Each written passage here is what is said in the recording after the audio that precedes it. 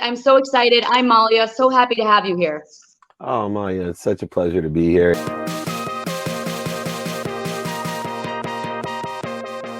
This is Hebrew Hits presented by jtriberadio.com. I'm your host, Malya, and I sit down with people who live by the motto, it's what you do with what you have that makes a difference.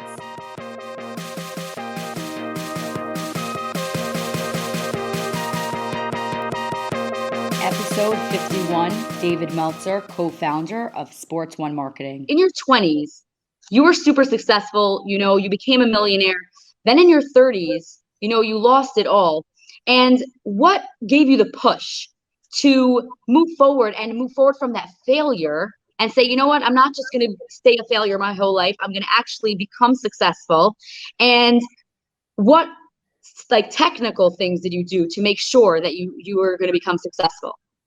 Well, I spent minutes and moments when I lost everything in depression. And the first thing that I realized is I need to get motivated, because motivation would get me up, get me back up, get me started, get me back started. And then I needed to work to be inspired. And so the first thing was just figuring out what would motivate me to get up. And there's a few things. One, I watched a Rocky movie to motivate me, because I figured, that movie, he gets knocked down all the time. So it's like, that's going to motivate me to get up. But also, I remember walking into the kitchen. My wife, I've known since the 4th grade. I was part and knew her family as well. Her cousin was my friend. So her uncle had known me since I was 10 years old. My wife was crying in the kitchen, didn't know I was there, and was, crying to her uncle, said, I don't know what to do. I'm not sure David can pull us out of this. What should I do? I'm so scared. And he said, I get choked up thinking about it. But he said, he said, I've known Dave since he was 10 years old. And he said, and he has always made it happen. I just can't wait to see what he does with his back against the wall. Wow. And so for me, that's what motivated me, was that, I had this fire to be what I must be. And then what inspired me was 4 values that I took stock in. My wife was a catalyst in having me look introspectively at who I was and what I wanted to become. And so I took 4 values and 5 daily practices, which are the core components of how I regained everything that I lost, but in a different way, with an abundant attitude and philosophy to help other people and empower other people. And so I offer that. I train people on it for free every Friday. I'll send it to anybody. My books are free. My email's right there, david@dmeltzer.com. But here they are. The 4 values were simply gratitude, which is so funny because everybody knows it, but do they really practice it? I live gratitude. I find the light, the love, and the lessons in everything. Forgiveness gave me peace to forgive myself so I could forgive others. You can't give what you don't have. Accountability. I attracted all this to my life. What was I supposed to learn from it? Pain wasn't going to be a stop sign, but it was going to be a turn signal for me, an indicator that I had things to learn and a better place to be. And then finally, those would lead me to inspiration, to know that I was connected to the greatest source of light, love, and lessons, and it would come through me for others, and that I wasn't going to worry about the mountains in front of me, because the thing that made those mountains was within me, walked beside me. And so those were the 4 values. And then I created 5 daily practices to effectuate that, knowing my what, my who, my how, my now, and my why. So what I want to ask you is, how, from the time that you lost everything, you were in the depression, was it automatic that you're like, okay, I'm going to start, I'm watching these Rocky movies, I'm going to make sure I stay successful? Or was there like a break in your life where you were there for a moment of time? Yeah, no, I spent minutes and moments. That was it. In lying there in bed going, what am I going to do? Feeling sorry I was living in a world of, victim world. I call it the world of not enough. Everything happens to you. Why me? I immediately, one day in bed of why me, and I got right back to try me. And it was like, try me. You can't hit me hard enough. I really like that. Why me? Try me. Yeah. That's really awesome. So I really also, I love your mission, and it's to empower over 1 billion people to be happy. So first of all, I have three things here. And the first thing is, what is your definition of happiness? You're smiling. You look like a very happy guy. And the other thing are, what elements do you think of that are included in being happy? And the other thing I have is, how can you affect that change on even one person? It's so hard for people to be innately happy. How is it that you want to do for 1 billion people? How could you even have that effect on one person? Yeah. So the definition of happiness is to enjoy the consistent, everyday, persistent, without quit Yeah. pursuit of your own potential, your truth, your best self. If you enjoy the consistent, persistent pursuit of your best self, not worrying what other people think or what you don't have or what you don't want or what's missing in your life, but simply what you want, then that's the definition of happiness to me. Those people that can enjoy the consistent, persistent pursuit of their own potential. And then two, um, in order to effectuate it, right, we need to have those values that I talked about. So, in order to implement it, you need to have the 4 values of gratitude, forgiveness, accountability, and effective communication, and to act upon it with daily practices. Most people worry about their why, and they think it's their why that's going to make them happy. It's not. It's your what. You need to know your what. You need to take inventory every day of what you want personally, what you want experientially, what you want to give to people, provide service value, and what you want to receive. Most people have no problem giving. They have a huge problem receiving, and you can't give what you don't have. I live my life. I talked about earlier that world of not enough, where everything happens to you. Mm-hmm. There's also a world of just enough. When I was a millionaire in my 20s and 30s, there's just enough for me. I thought I was philanthropic because I would give to receive. People told me all the time, the more you give, the more you get. Well, that became a negotiation, a trade. And that world, I was buying things I don't need to impress people I don't even like. Then I moved to the world of more than enough, an abundant world where I had faith. See, I realized there's 2 currencies in the world. One is money, an object of energy that I put into the flow to get what I want. And money can only buy happiness if it allows you to shop for the right things. See, I was spending my money on the wrong things, and it was leading me to spiral, to be unhappy. Money's important in the pragmatic world, because if you shop for the right things, like feeding people, building community centers, Sadaka, whatever it is, those are the right things. You can be very, very happy. And then finally, this world of more than enough coming through you is the currency of faith. And here's how faith works. It's like a GPS of happiness. So faith is a GPS, because a GPS, you put in your destination, your what, and then a GPS, if you make a mistake and you go the wrong way, it reroutes you to that place. See, faith is even better, because not only will faith reroute you, but it'll actually change your destination to somewhere better than you can even think. So you might think about your what, and then you make a mistake, or you have pain or a failure or a setback, and your faith will reroute you not to the same destination, but to a better destination. See, the law of gravity says I'm happy where I'm at. Right? I'm happy where I'm at. I'm at the right place at the perfect time. Then use the law of Goya, which the law of Goya says, get off your ass and make it happen. And so you angle to what you want. And then you have the law of attraction, the laws of the universe, that says, hey, keep angling to what you want, and pain will indicate when you have a lesson to learn. And guess what? The law of attraction says you're going to end up somewhere better by allowing it to happen. See, the biggest shift in paradigm of happiness is this. I know this about myself now. I am healthy. I am wealthy. I am happy. I just have to figure out what I am doing to interfere with my health, my wealth, and my happiness. I don't have to go get it. It's already a part of me. It's already one with me. It's already there. I just have to figure what I'm doing to interfere with it. Wow. So I know throughout business, people do still have some failures that they go through. And how do your failures compare from when you were in your 20s and when you were in your 30s, actually, like you were so depressed and you lost everything? Now you seem like you have such a sense of where you're going, and you have your fate, and you believe, and you're trying to make other people happy. What happens now when you have failures? How do you go about that at this point in time? So what I've done is, part of this what, who, how, now, and why. The why for me is to understand the triggers of the ego. See, what's interesting is the ego itself has the need to fight, the need to flee, the need to feed, and the need for the other F word that Gary Vee talks about.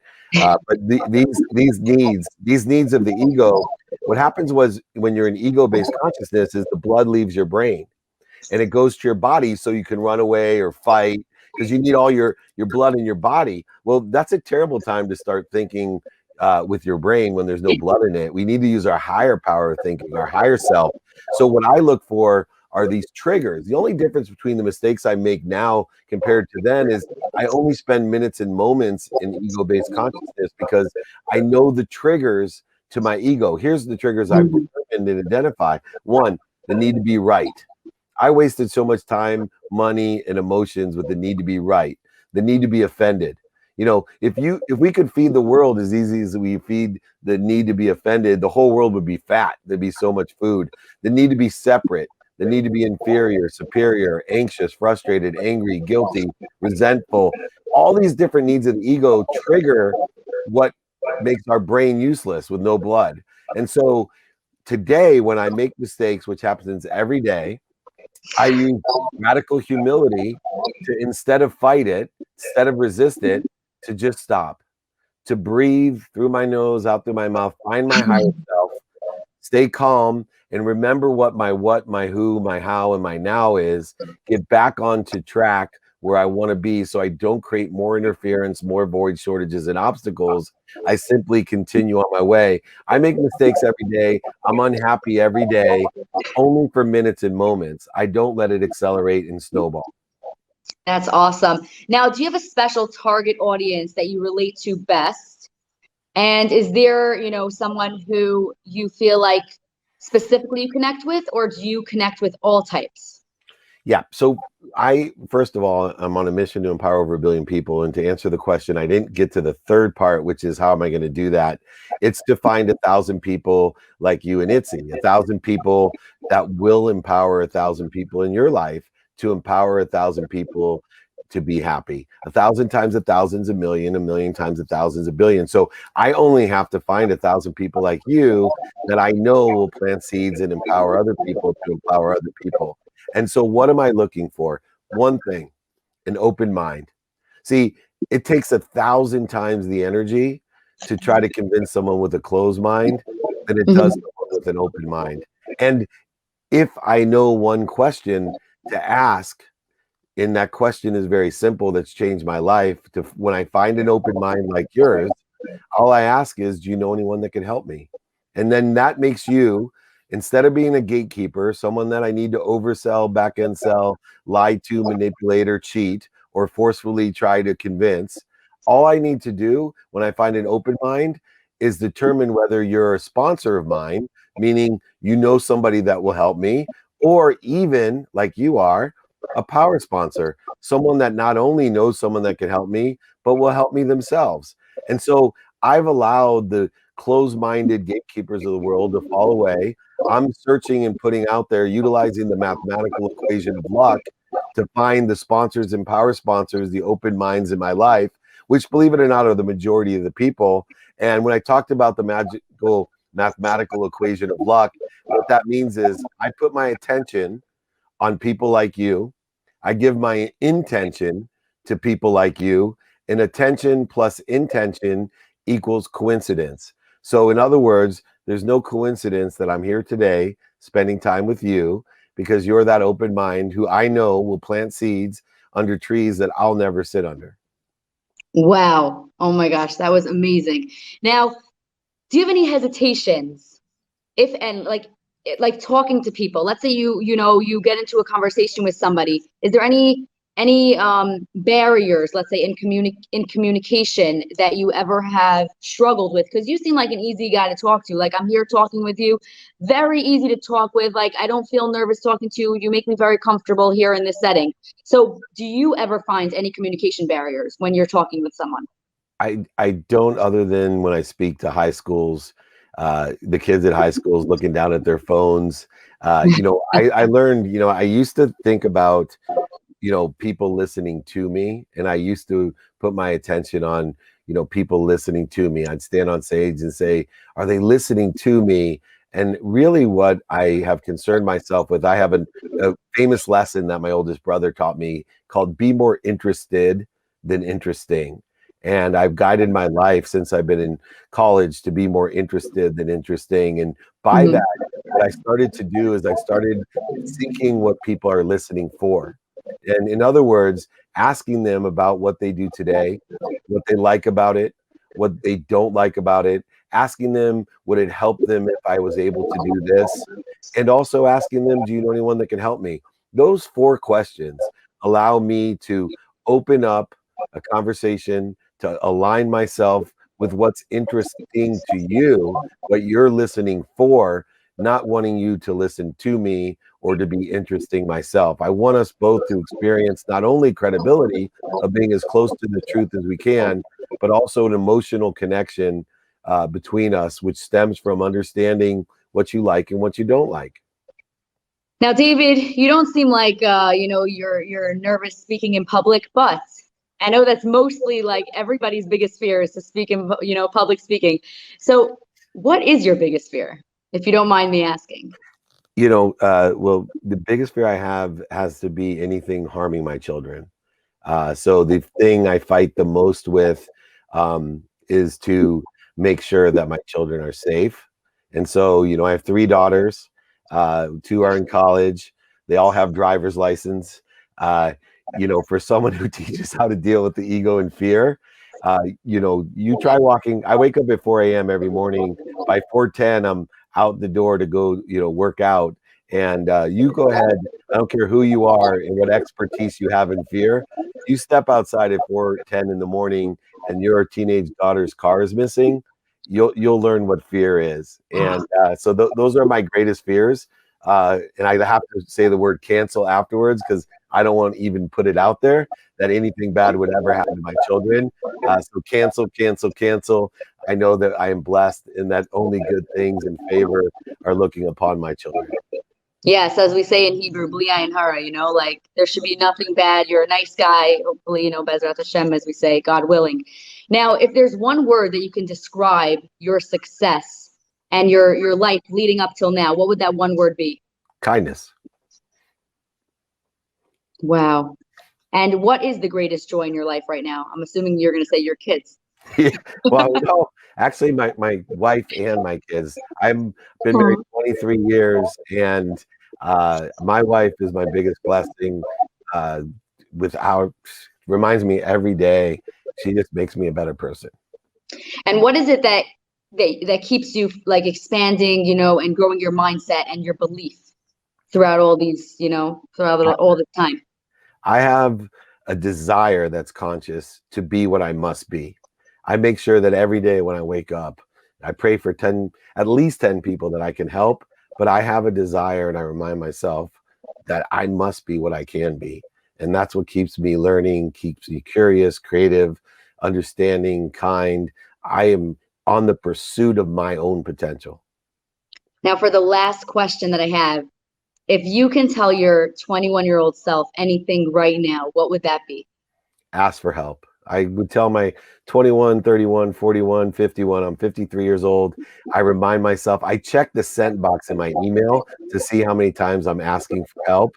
I think it's the superpower that we all ignore. It's an acknowledgement through humility of how connected not only we are, everyone, but it also is an acknowledgement of what we're connected to, the greatest source of light, love, and lessons, God himself, that is connected through us for everyone. So if you want a piece of advice to remind yourself every day, ask for help, trust one another. We are here to be of service to each other and to provide and execute on something much greater than we are.